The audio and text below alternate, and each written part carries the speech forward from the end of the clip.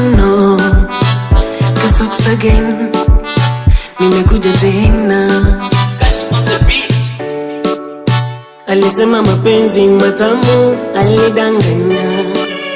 Hakusema mapenzi mda mwingine yanaumizaga. Ukiniuliza mapenzi mimi siwezi kusema. Kwenye mahusiano yangu yote sijaona mema. Unampenda mweka moyoni, naye ana wake. Unampa kila kitu wakosi, anashare na wake.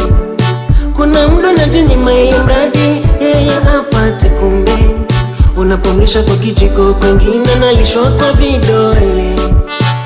Mapenzi shaniliza, mapenzi kanikondesha vibaya. Mapenzi shaniumiza na leo mikono na dawa. Mapenzi shaniliza, mapenzi kanikondesha vibaya. Mapenzi shaniumiza na leo mikono na dawa.